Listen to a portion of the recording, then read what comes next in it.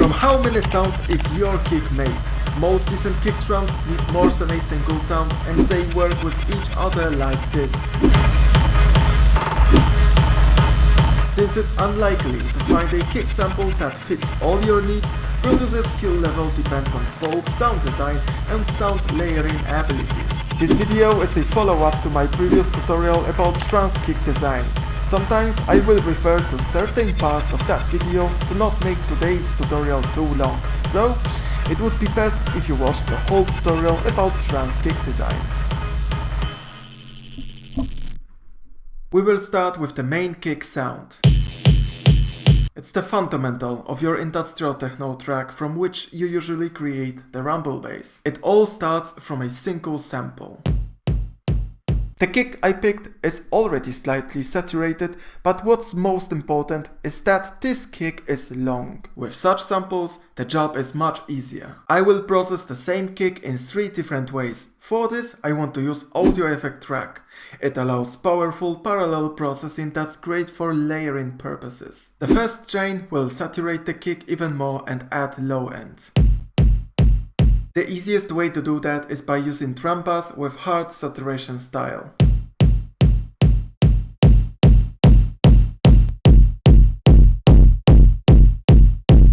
Even with the drive set to 0, it already makes the kick fatter.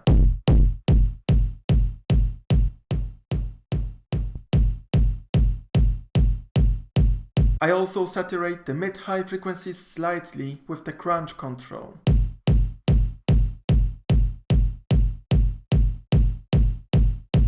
The low end is enhanced in the right section. To adjust the frequency control, I use the frequency spectrum analyzer to find the kick's fundamental frequency. Then I set the amount of low end added and its duration. Typically, you will want to keep it at 100%.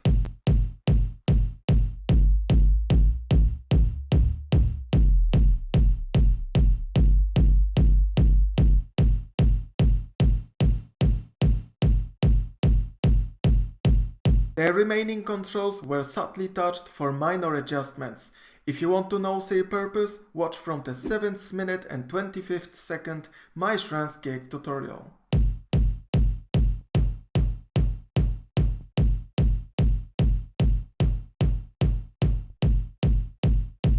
The second kick drum layer will focus on a distorted metallic texture that fills mid-frequencies region.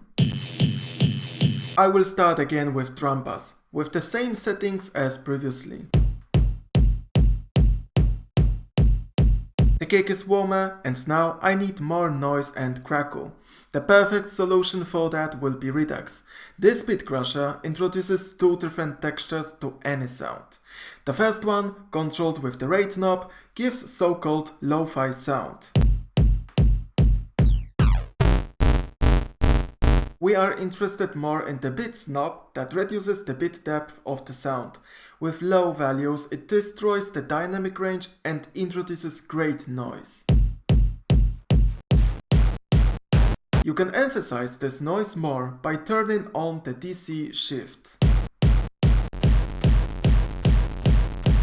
Minor adjustments can be done with both jitter and shape knobs that I leave untouched for simplicity. I need this noise a lot, so there is no need for using an internal low-pass filter or decreasing the dry wet control.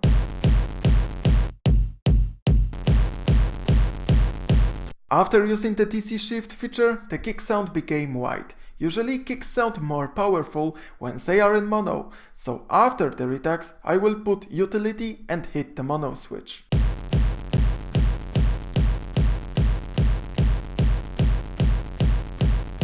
The kick also became too bright. To make it warm again, I will use another drum bass. I don't need to add lots of saturation. This time, the saturation mode is set to soft. What's important is the damp control that I use to roll off some high ends.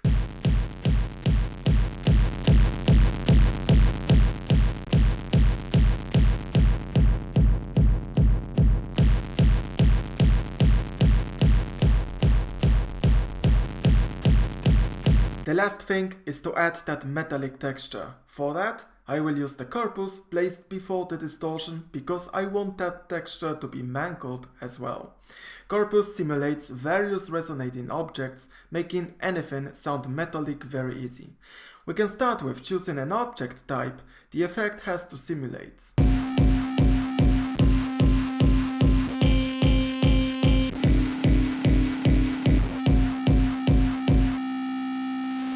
The bottom knobs, along with the material control, give major adjustments over the character of the resonance. They are explained well on the bottom left help box. I will adjust them to make the sound brighter.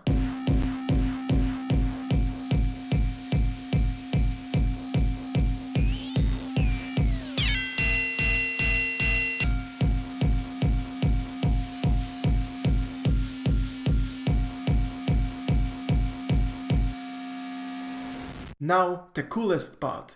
The tune knob sets the resonance frequency. Tweaking this will give unpredictable results, so just find a sweet spot for yourself.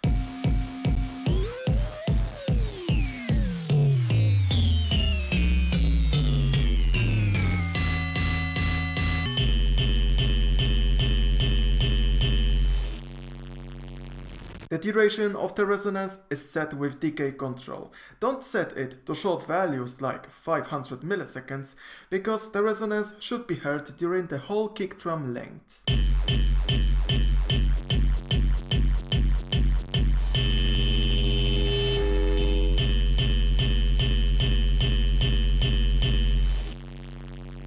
With the remaining controls, you can fine-tune the resonance.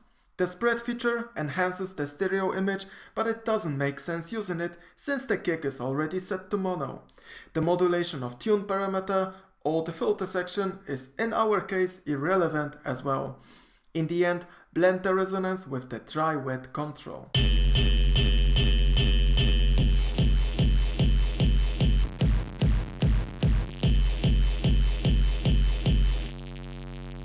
The second kick drum layer is done. The third one will give us necessary high end.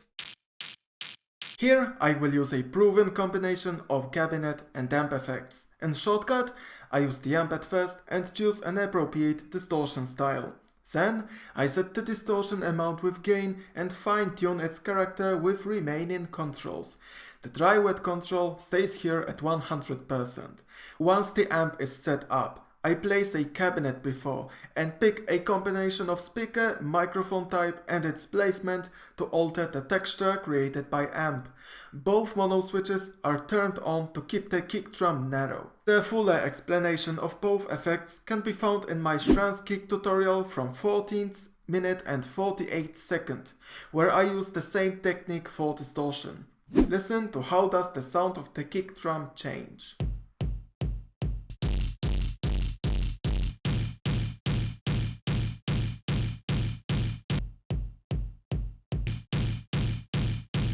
I want this sound to be shorter, so let me show you one of the few modulation tools inside of Ableton. The shaper rhythmically applies a modulation curve on any chosen parameter. In our case, I will modulate the volume of the kick, so I placed utility before. I click the map button and then gain knob to assign the modulation.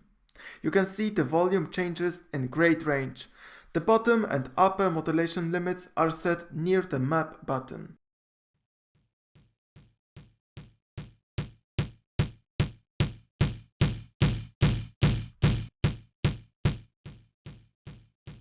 The default LFO settings are already perfectly adjusted for our case and we don't need to change anything here. The last thing is to draw a modulation curve. I will remove the current one with small X icon on the bottom left. New points are made with left mouse click. To create a curvy line, drag the midpoint of the line with left Alt key held. To remove the point, click it while holding the Shift key. Using the Snap to Grid feature, I will draw now a volume modulation curve.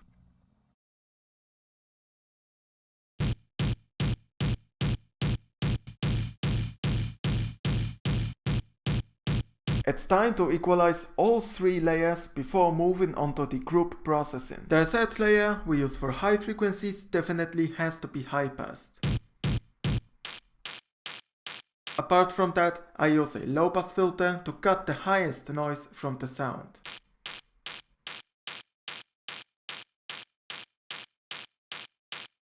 The remaining filters control some of the high frequencies to fine-tune the sound.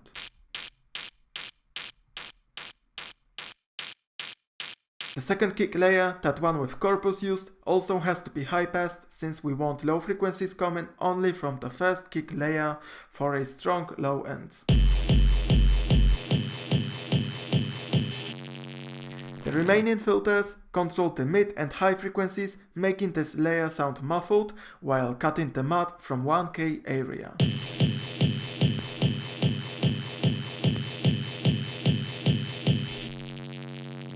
Similar equalization was done on the first main kick layer, though here we don't want to cut any low end.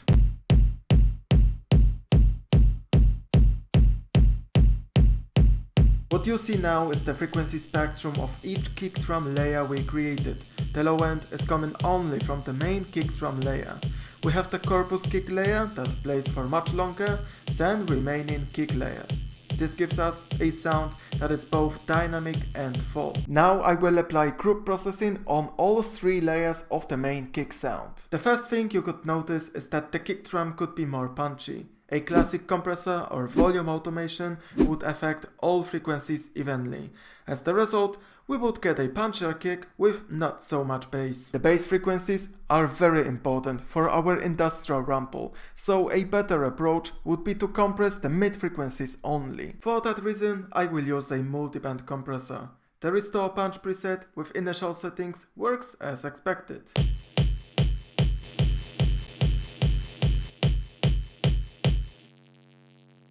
Because this preset compresses the low end as well, the resulting kick has less bass. I will turn off the low end compression and adjust the amount of mid frequencies being compressed with this crossover filter.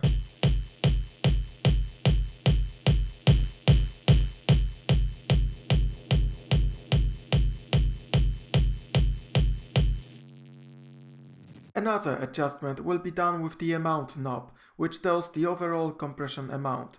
You can treat it as a dry wet knob for this effect.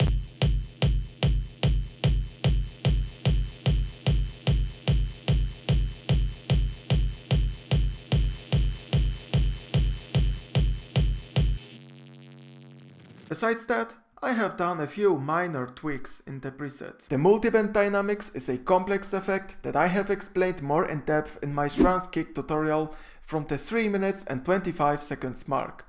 In these 3 minutes, I teach you how to adjust this effect to make your kick sound full and intense. Because we will use more multiband compression soon, I really encourage you to watch this part of my Rajski kick video for full understanding.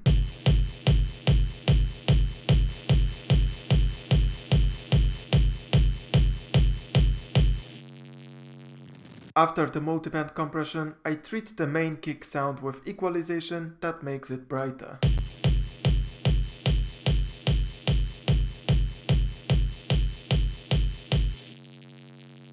And to make the kick warmer, I will use again drum bass, along with the overdrive.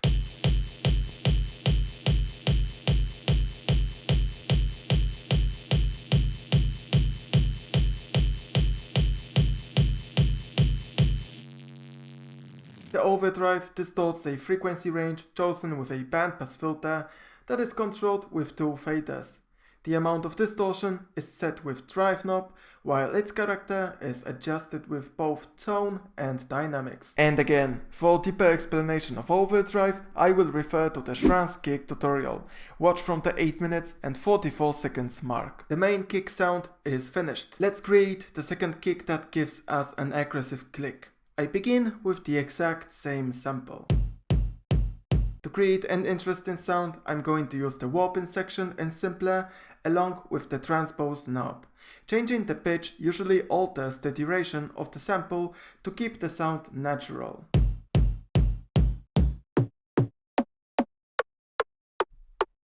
But turning on the warping forces Ableton to keep the sample lengths the same regardless of pitch. When pitching up, this creates various artifacts that depend on the warping algorithm selected.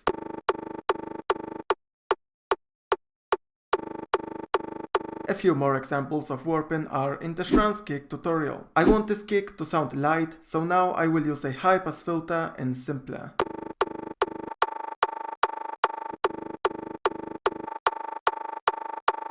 To make the sound aggressive, we only have to enhance it with some distortion. I will use the overdrive again. With a bandpass filter, I pick mid-frequencies I want to distort.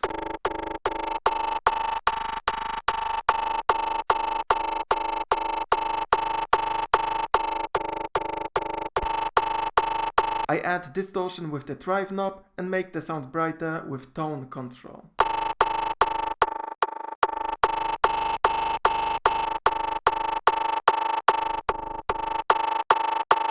I fine-tune the distortion with dynamics fader and blend the effect with dry-wet control.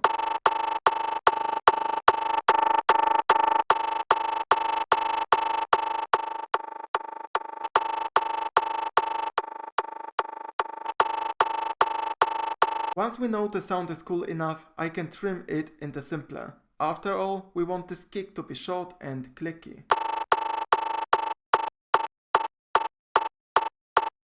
The last thing is the equalization. With a high pass filter, I make sure I won't have any low end in the sound.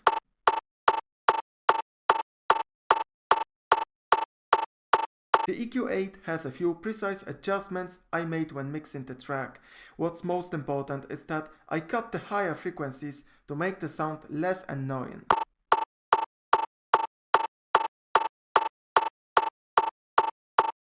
The second kick sound is finished. It's time to fill the sound with lower frequencies. I will use two techniques to create rumble and sub-bass sounds. The rumble sound that fills low mid frequencies will be made by using a reverb on our current kick sound. I group both kick channels and use a hybrid reverb. While this effect has lots of controls, it gives a nice sound even with default settings. I will make two important adjustments. At first, the reverb as well as the kick drum has to be narrow.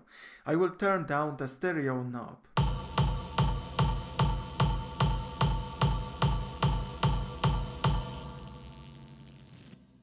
The second thing is adding pre-delay. That shifts the reverb in time, enhancing the rhythm.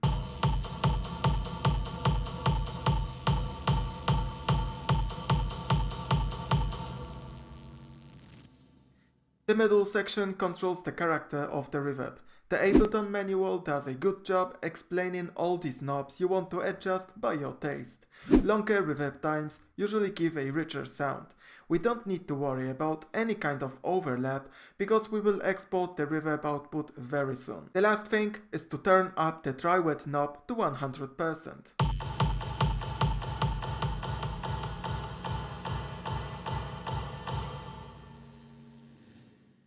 We need to filter out some of the frequencies from the reverb. The lowest frequencies will come from the fourth kick layer, and for rumble sound we don't need any high end. Both low and high pass filters are enough for the beginning.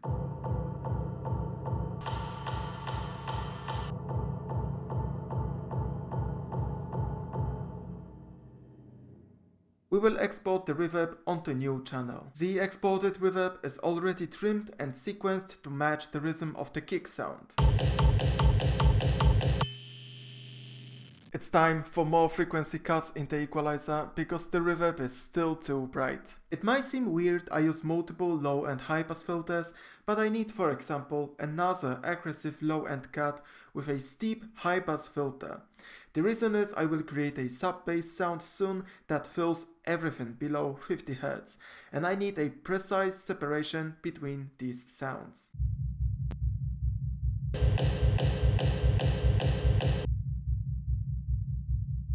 This is how does a low mid-rumble sound contribute to the kick on the frequency spectrum. The last kick layer is the sub-bass sound that you can create in a few ways. In Clankensler tutorial series, I was using a kick drum sample played with a low pass filter. In my old industrial techno kick tutorial, instead of cutting the low end from the reverb, I emphasized it. Today, I will use a bass sound, which is another element of my track. This bass is tuned to the kick drum's fundamental frequency. As with the reverb processing, I will use a steep low-pass filter in the beginning. The sub-bass sound needs to be fatter, so after the filter, I use a series of distortion effects.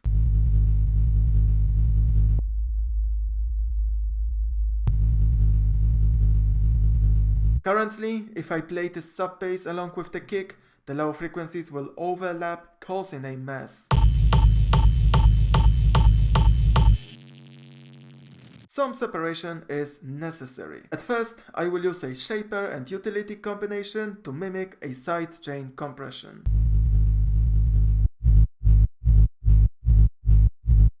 The last thing is another equalizer, cutting unnecessary mid and high frequencies.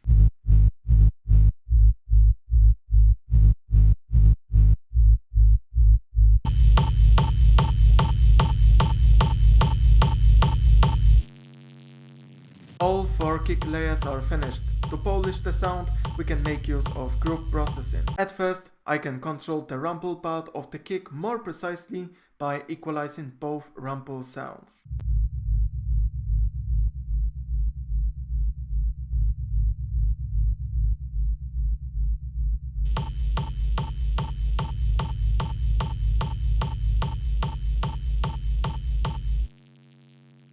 Later, I use both multiband compression and equalizer on all 4 kick layers. The OTT preset that I have adjusted will bring out more details in the mid and high end range, making the kick more crispy. And again, the workflow and approach behind working with the OTT preset was already explained deeply in my Rajski kick tutorial.